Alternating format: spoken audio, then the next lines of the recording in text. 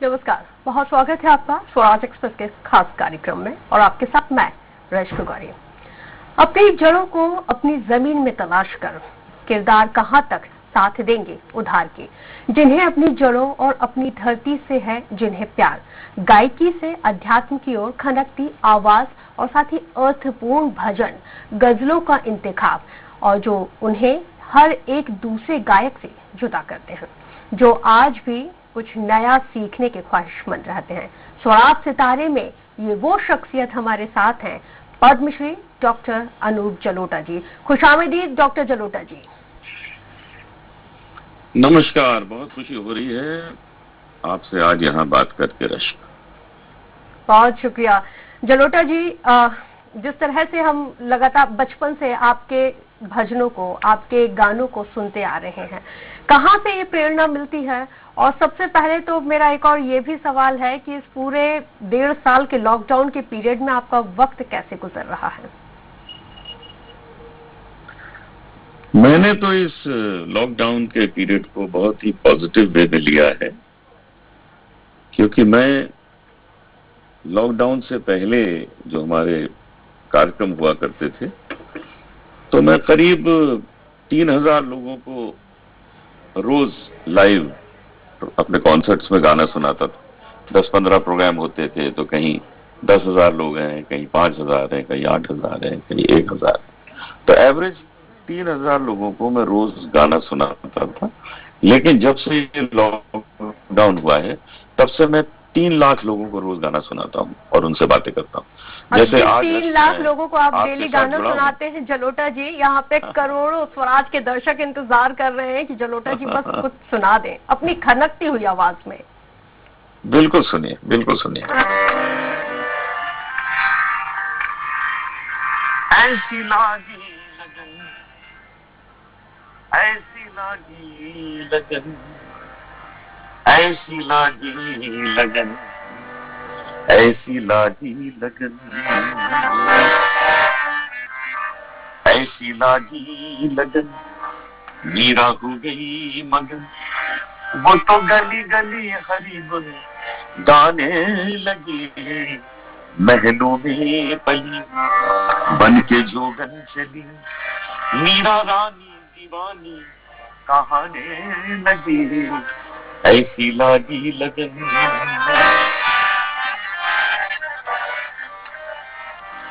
कोई रोके नहीं, कोई टोके नहीं, मीरा गोविंद गोपाल गाने लगी, बैठी संतों के संग रंग मोहन के रंग, मीरा प्रेमी प्रीतम को मनाने लगी, वो तो गली गली हरी गुन गाने लगी, ऐसी लागी लगन, मीरा हो गई मगन, वो तो गली गली हरी गुन गाने लगी, ऐसी लागी लगन, मीरा हो गई मगन। अनूप जी, अगर इस वक्त मैं एंकरिंग नहीं कर रही होती, आपसे सवालात नहीं कर रही होती, तो शायद मैं झूम रही होती। 7 साल की उम्र में आपने संगीत की तालीम लेना शुरू किया। शाम 84 घराने से आपका ताल्लुक है। क्या कुछ खासियत है आपके इस घराने की, और वो बचपन के दिनों के बारे में भी कुछ जानकारी दीजिए। शाम 84 घराना पंजाब का घराना है। हमारे पिताजी उसी घराने के शागिर्द हैं। हमारे घराने के कुछ खास सिंगर्स जब पाकिस्तान बना तो वहां चले गए। फिल्म में उस्ताद सलामत अली खान, उस्ताद नजाकत अली खान, वो वहां चले गए, तो काफी हमारा घराना पाकिस्तान शिफ्ट हो गया। लेकिन हमारे पिताजी यहीं रहे।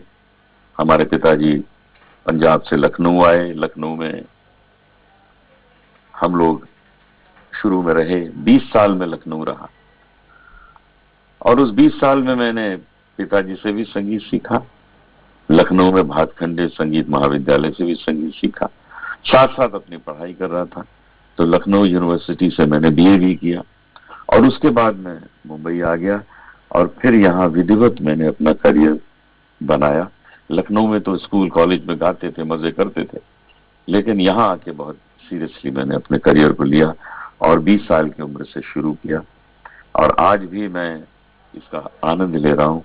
संगीत में ही जी रहा हूँ, संगीत का ही सांस लेता हूँ, संगीत में ही जीता हूँ। जी बिल्कुल, वाकई में, क्योंकि जिस तरह से आप संगीत को जीते हैं, महसूस करते हैं, उसको हम सब तमाम दर्शक महसूस करते हैं। और जिस तरह से हमने अमूमन देखा है कि जब लोग संगीत में अपना करियर बनाते हैं तो कोई फिल्म इंडस्ट्री में प्लेबैक सिंगर के तौर पर अपने करियर को बनाना चाहता है, कोई गजल, आपने गजल भी बहुत ही मौसीकी के साथ गाई, आपने हर तरह के म्यूजिक को गाया है, आपने फिल्म इंडस्ट्री में भी प्लेबैक सिंगिंग की है, लेकिन उस प्लेबैक सिंगिंग को आपने अपने बेहद ही अलग अंदाज में गाया। तो हम चाहेंगे कि कुछ हो जाए फिर। मैंने फिल्मों में बहुत इंटरेस्ट नहीं लिया, मेरा जो भी नाम हुआ मेरे भजनों से, मेरी गजलों से हुआ। और हमारे जितने सिंगर्स हैं उन सबके फिल्म के भी गाने बहुत फेमस हैं, जिनमें जगजीत सिंह साहब हैं, पंकज उदास हैं, तलत अजीज हैं, हरिहरन है, गुलाम अली साहब हैं, इन सब के, मेहदी हसन साहब, इन सब ने फिल्मों में भी बहुत गाया। लेकिन मुझे फिल्मों से कुछ हासिल नहीं हुआ है, जो हुआ है भजन से और गजल से हुआ। तो मैं एक गाना आपको सुनाता हूँ जो मैंने और लता मंगेशकर जी ने फिल्म एक दूजे के लिए बजाया था। कोशिश करके देख ले दरिया सारे, नदियां सारी, दिल की लगी नहीं बुझती है हर चिंगारी। 16 बरस की बाली उम्र को सलाम है प्यार तेरी पहली नजर को, सलाम सलाम है प्यार तेरी पहली नजर को सलाम। क्या बात है। मैंने बहुत पहले एक इंटरव्यू में देखा भी था और इसको मैंने पढ़ा भी है, कई मैगजीन्स में पढ़ा है कि राज कपूर साहब जब आपसे मुखातिब हुए तो उन्होंने कहा कि मेरी तो सुबह शाम आपके ही भजनों से शुरू होती है। क्या वो किस्सा था? राज कपूर जी का पूरा परिवार हमसे जुड़ा हुआ है, कुछ हम लोगों की उनसे रिश्तेदारी भी है, तो हम कभी कभी मिलते हैं आपस में। ऋषि से तो हम काफी मिलते थे, ऋषि हमारे बहुत अच्छे मित्र थे, बल्कि उनको हम देखने न्यूयॉर्क भी गए थे जब उनको ऑपरेशन हुआ था बीच में, तो मैं उनसे वहां मिलने गया था। सभी से, रणधीर जी से, राज कपूर जी, उनकी धर्मपत्नी। तो राज कपूर जी जब मुझे मिलते थे तो कहते थे मैं तो सुबह उठता हूं तो मेरी आंखें खुलती हैं तो आपका भजन कृष्णा पहले लगा देती है, उनकी पत्नी का नाम कृष्णा था, वो लगा देती है तो मेरी आंखें खुलती है। यहाँ तक कि बच्चन परिवार में भी अमिताभ बच्चन जी ने एक हमारी प्रेस कॉन्फ्रेंस में बोला था कि हमारी तो सुबह अनूप जी के आवाज से ही होती है, हम पूरे परिवार की।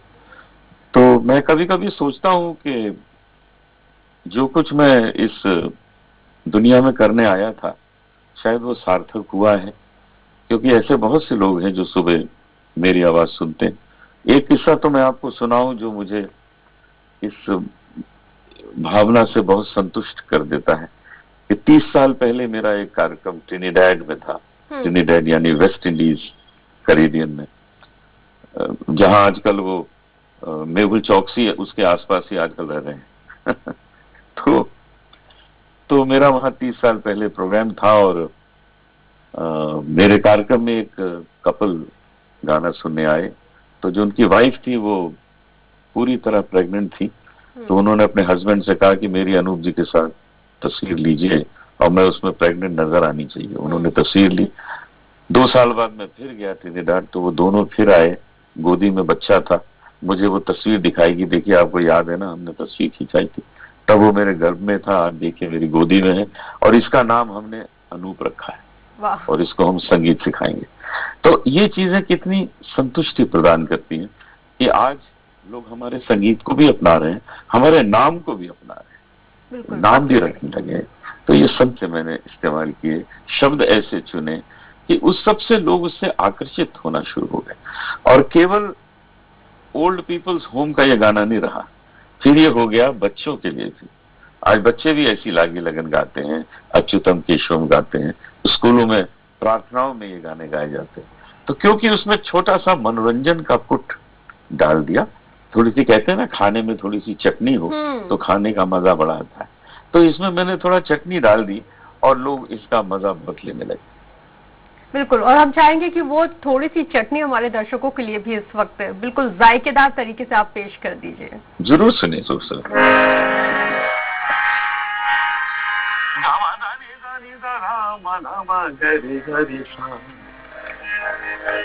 जग में सुंदर है दो नाम, चाहे कृष्ण कहो या राम।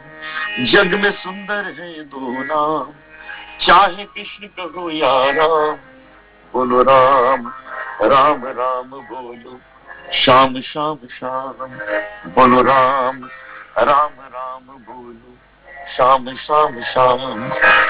माखन ब्रज में एक चुरावे, एक बेर भिलनी के खावे। प्रेम भाव से भरे अनोखे, दोनों के हैं काम, चाहे कृष्ण कहो या राम। एक राधिका के संग राजे, एक जानकी संग विराज। चाहे सीता राम कहो या बोलो राधे श्याम, चाहे कृष्ण कहो या राम। जग में सुंदर है दो नाम, चाहे कृष्ण कहो या राम। बोलो राम राम राम बोलो, शाम शाम शाम। क्या बात है अनूप जी। अनूप जी, अब थोड़ा हम पर्सनल लाइफ की तरफ भी चलते हैं, और क्योंकि बेहद तमाम ऐसे दर्शक हैं जो जानना चाहते हैं कि बिग बॉस के पहले तक आपकी जो इमेज थी, जो छवि थी, वो बिल्कुल एकदम अलग थी। जब बिग बॉस में आपको लोगों ने देखा, तब आपकी जो इमेज है वो एकदम से ड्रास्टिक चेंज उसमें आया। तो आप इसको किस तरह से पॉजिटिव वे में लेते हैं या नेगेटिव वे में लेते हैं, कि कभी कभी कंट्रोवर्सी पॉजिटिव रोल प्ले करती है या ऑलवेज ये नेगेटिव रोल प्ले करती है? देखिए, मुझे लोगों ने भजन सम्राट इसलिए कहा है कि उनको मेरे भजन पसंद आते हैं, और तो कोई कारण नहीं हो सकता। उन्होंने भजन सम्राट मुझे इसलिए तो नहीं कहा कि मैं बॉम्बे में एक अच्छे फ्लैट में रहता हूँ या मेरे पास एक बहुत अच्छी कार है, उसके लिए तो मुझे भजन सम्राट नहीं कहते। मुझे भजन सम्राट इसलिए कहते हैं कि मैं भजन अच्छे गाता हूँ। अब आप इसकी मुझे सजा देना चाहते हैं या इसका इनाम देना चाहते हैं? अगर आप मुझे इसका इनाम देना चाहते हैं तो मुझे अपनी इच्छा से जीने दीजिए, मुझे अपने मनपसंद खाना खाने दीजिए, मुझे मनपसंद कपड़े पहनने दीजिए, मुझे मनपसंद फिल्में देखने दीजिए। लेकिन आप लोग ये चाहते हैं कि मैं एक लंगोटी पहन के, हाथ में कमंडल लेके और बड़ी बड़ी मेरी दाढ़ी हो और मैं हिमालय की तरफ जा रहा हूँ भजन गाते हुए। लोगों ने एक इमेज ऐसी बना ली है भजन सिंगर्स की जो बिल्कुल ठीक नहीं है। लोग अपनी योग्यता से आपके हृदय में छाप छोड़ते हैं, आप उस योग्यता से उसकी एक इमेज क्यों बना देते हैं? जैसे कोई बहुत अच्छी गजल गाता है तो क्या वो सुबह से रात शराब पीता रहता है? ऐसा तो नहीं है ना। शराब पीने से और गजल गाने से क्या कोई संबंध नहीं है। और बड़ी बड़ी दाढ़ी और हाथ में कमंडल लेके इंसान चल रहा, उसका भजन से कोई संबंध नहीं। तो हम अपने काम से लोगों के दिलों में आते हैं। ये जो बिग बॉस का जो हुआ, वो तो लोगों ने मनोरंजन लिया, उसका मजा आया, बाहर आके हमने बता दिया सब खेल था, शो था, मजा करने गए थे, बात खत्म हो गई। और आज भी हम लोगों को यही कहते हैं कि भाई आगे भी हमको बिग बॉस बुलाएगा तो हम चले जाएंगे, क्योंकि वो बहुत अच्छा पेड हॉलीडे है, पैसे भी बहुत अच्छे देते हैं और 1.5 महीने की छुट्टी भी बहुत अच्छी मिल जाती है। तो हमको फिर बुलाएंगे, हम फिर चले जाएंगे, और इस बार कटरीना कैफ को लेके जाएंगे। बिल्कुल। तो अनूप जी, हम तो यही चाहते हैं कि कटरीना, करीना और सब आपके साथ जाएं। और आपने जिस तरह से कहा कि आपको आपके तरीके से जीने की आजादी दी जाए, तो हम तो चाहते हैं कि आप जैसा जीना चाहते हैं आप वैसे जिए, आप जो खाना चाहते हैं, आप जो पसंद करते हैं, आप उस तरह से रहें। लेकिन हम स्वराज के साथ तमाम दर्शकों का बस मनोरंजन करते रहें, क्योंकि आपकी आवाज को हम लोग वक्त वक्त पर नहीं, हर वक्त मिस करते हैं। जरूर करते रहेंगे, जब जब आप बुलाएंगे हम आपके पास आएंगे और आपको सुनाएंगे। बिल्कुल। अनूप जी, जिस खूबसूरती के साथ आप गजल गाते हैं, उतनी ही खूबसूरती के साथ आप आध्यात्मिक भजन गाते हैं। देखा है, बचपन से देखते आ रहे हैं कि अध्यात्म की तरफ आपका जो रुझान है वो ज्यादा है। तो जो एक्चुअल जो अनूप जलोटा है वो क्या पसंद करते हैं, गजल गायकी या वाकई में जो भजन है, जो आध्यात्मिक भजन है, उसको सुनना और गाना पसंद करते हैं? मैं पोइट्री का बहुत शौकीन हूँ। फिर तो आपने पोइट्री का जिक्र कर दिया, सुनाना पड़ेगा अब आपको। हाँ हाँ, बहुत शौकीन हूँ। और यही पोइट्री भजन भी हो सकती है और यही पोइट्री गजल भी हो सकती है, यही कोई सूफी गाना भी हो सकता है, यही कोई पंजाबी शब्द भी हो सकता है। जो अच्छी कविता है उसको मैं अच्छे ढंग से गाना पसंद करता हूँ। जब मुझे अच्छी गजलें मिलती हैं तो मैं उन्हें वैसे गाता हूँ, लोग उसका बड़ा मजा लेते हैं। जब मुझे अच्छे भजन प्राप्त हो जाते हैं, मैं उन्हें गाता हूँ, लोग उसका आनंद लेते हैं। इसलिए मैं हमेशा भजन को, गजल को, दोनों को समान अधिकार से गाता हूँ और उसका आनंद लेता हूँ।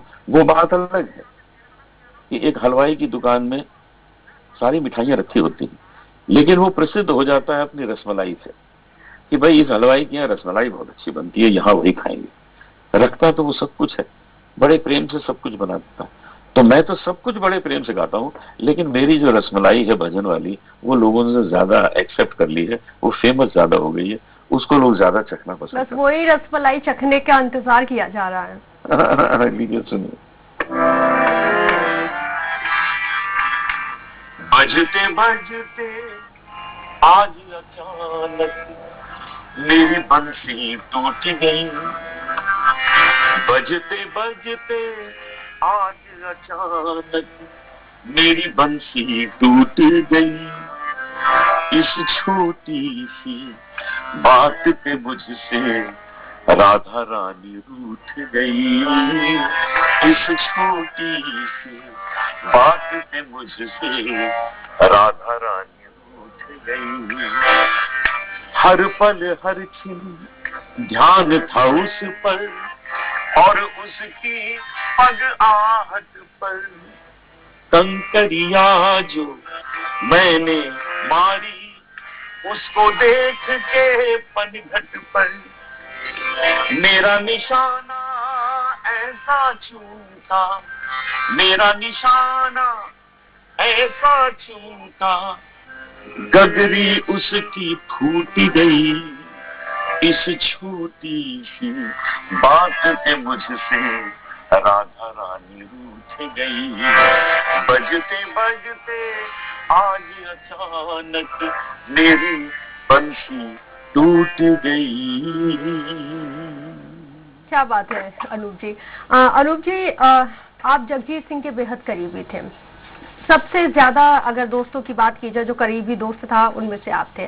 जब जगजीत साहब नहीं रहे, उस वक्त उनको जब ट्रिब्यूट दिया जा रहा था, आपने उनको ट्रिब्यूट देते हुए कुछ लाइनें गाई थी और लास्ट में आपने, मुझे याद नहीं आ रहा है, कुछ चेंजेस आपने किए थे। तो मैं चाहती हूँ कि बस वो कुछ हमारे दर्शकों के लिए मैं आपको सुनाता हूँ। मैं और जगजीत सिंह बहुत अच्छे दोस्त थे। वो मुझे भजन जलोटा कहते थे, मैं उनको गजल सिंह कहता था। हम लोग ज्यादा मिल नहीं पाते थे क्योंकि हम लोग बहुत व्यस्त कलाकार थे, एयरपोर्ट्स पे ही ज्यादा मिलते थे। ईश्वर को पता था कि ये दोनों मिल नहीं पाते। तो मेरा एक कार्यक्रम था देहरादून में, इंजीनियरिंग कॉलेज में। तो वहां से मुझे फोन आया कि आप जिस दिन प्रोग्राम कर रहे हैं उसके नेक्स्ट डे जगजीत सिंह साहब का प्रोग्राम करवा दीजिए। मैंने कहा हो जाएगा। मैंने जगजीत सिंह साहब से कहा कि आप चलिए। कहते जरूर चलूंगा। लेकिन वो एक दिन पहले आ गए गलती से। उनको लगा कि उनका प्रोग्राम एक दिन पहले, उस दिन मेरा था। तो आए, मैंने कहा आपका कल है। कहते कोई बात नहीं, 2 दिन रहेंगे, साथ मजे करेंगे। हम लोग 2 दिन साथ थे, खाया पिया, मजा किया, खूब गाने बजाने, खूब मजाक, दुनिया भर की बातें। क्योंकि हमने वो 2 दिन बहुत सुंदर गुजारने थे, हमने गुजारे। तीसरे दिन हम बंबई आए और रात को उनको ब्रेन हेमरेज हो गया। वो उनका आखिरी दिन था जीवन का। तो ईश्वर मिलाता है लोगों को कि इनका ये रह गया है मामला मिलना, इनको मिला दो। तो देहरादून में 2 दिन, उनके अंतिम 2 दिन मेरे साथ ईश्वर ने ऑर्गेनाइज कर दिए। ऐसा होता है ईश्वर का खेल। तो अब मैं आपको सुनाता हूं जिस गाने का आप जिक्र कर रहे हैं।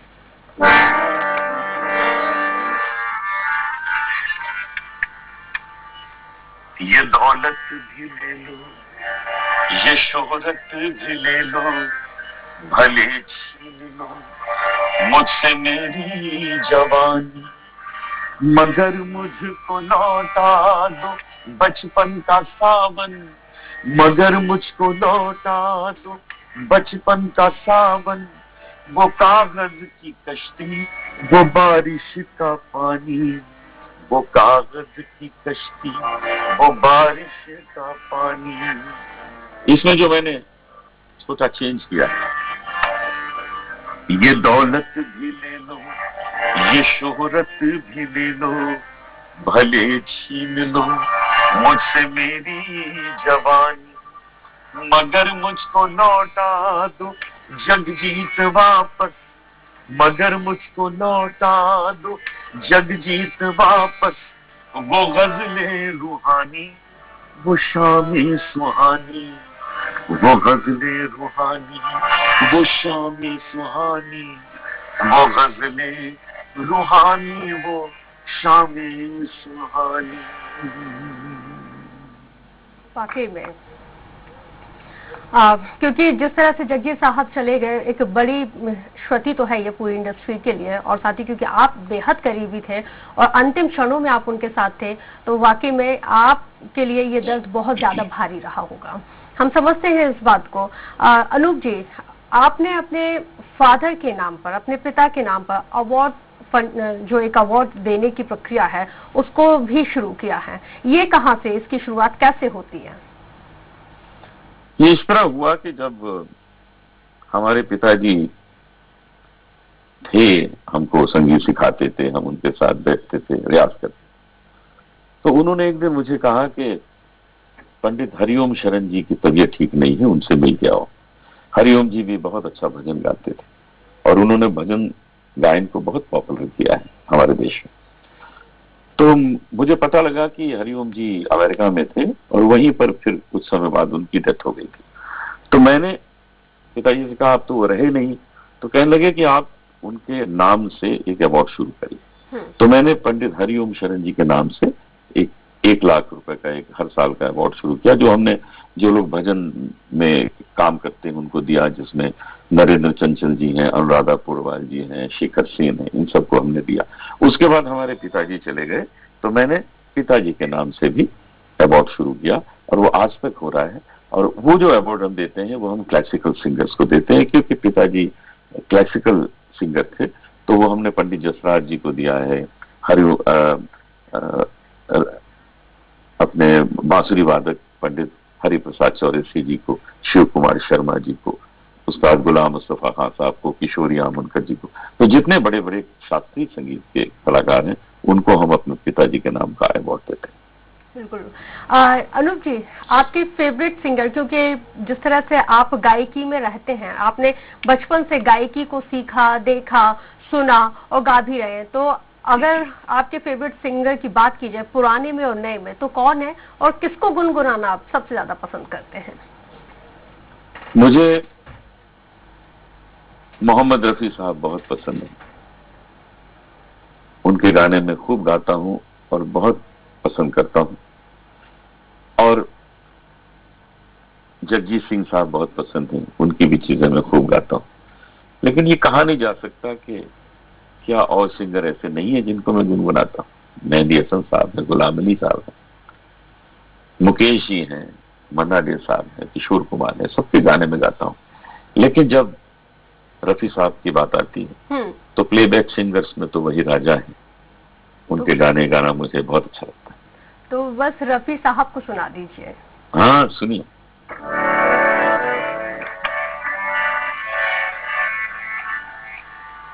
चौदहवीं का चांद हो या आफताब हो, जो भी हो तुम खुदा की कसम लाजवाब हो। चौदहवीं का चांद हो, जुल्फे है जैसे कांधे पे बादल घिरे हुए, आंखें हैं जैसे मैं की प्याले भरे हुए, मस्ती है जिसमें प्यार की तुम वो शराब हो, चौदहवीं का चांद हो या आफताब हो, जो भी हो तुम खुदा की कसम लाजवाब हो, चौदहवीं का चांद हो। क्या बात है अनूप जी, क्योंकि जिस तरह से जो स्वराज एक्सप्रेस देखने वाले जो तमाम दर्शक हैं, जो लंबे वक्त से इंतजार कर रहे थे कि कब अनूप जी आए और कब हम तमाम दर्शकों को अपनी खनकती हुई आवाज में भजन, गजल, प्लेबैक सुनाए, वो हम सुन रहे हैं। दर्शक भी बहुत मनोरंजन यहाँ पे लुत्फ उठा रहे हैं, क्योंकि वक्त की कमी है। हम आपके वक्त को, आपके बिजी शेड्यूल को भी समझते हैं और हम समझते हैं कि आपका वक्त बेहद जरूरी है, बहुत इंपॉर्टेंट है। कई ऐसे असाइनमेंट रहते हैं कि जहाँ पे आपको अपनी मौजूदगी को दर्ज कराना भी रहता है। क्योंकि हम कार्यक्रम के बिल्कुल आखिरी पड़ाव पर हैं, तो मैं चाहूंगी कि आपका गाया हुआ चांद अंगड़ाई ले रहा है, चांदनी मुस्कुराने लगी है, बस सुना दीजिए हमारे जरूर।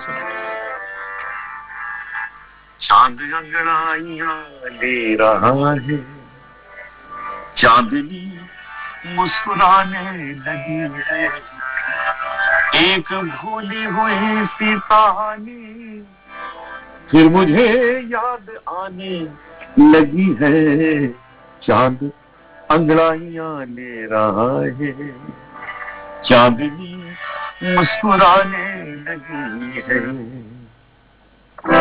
किसने बिखरा दिए अपने गेसू अब घटा और छाने लगी है, तौबा तौबा अरे मेरी तौबा आज फिर डगमगाने लगी है, एक भूली हुई सी कहानी फिर मुझे याद आने लगी है, चांद अंगड़ाइयां ले रहा है, चांदनी मुस्कुराने लगी है।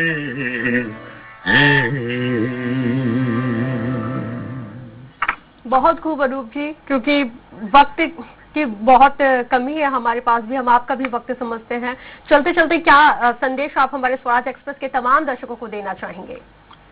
मैं सबको यही कहना चाहता हूं कि इस लॉकडाउन पीरियड में आप अपनी विशेषताओं को बढ़ाइए। बहुत से लोग बाथरूम में गाने से बाहर आ गए, बाहर आके गाने लगे। बहुत से लोगों को झाड़ू पोछा करना आ गया घर में, बहुत से कवि बन गए हैं, बहुत से लोग सब्जी बनाने लगे थी, दाल बनाने लगे, रोटियां बनाने लगे हैं। तो आप लोग को ये अवसर मिला है, अपने पेरेंट्स अगर घर में हैं तो उनके साथ समय ज्यादा गुजारिए, उनकी सेवा करिए। बच्चे हैं तो बच्चों को बहुत प्यार दीजिए, पति पत्नी एक दूसरे को और समझें, अपने परिवार में अपने मित्रों से और प्रेम बढ़ाइए। ये लॉकडाउन में इसको उपयोगी करिए, इसमें परेशान मत होइए।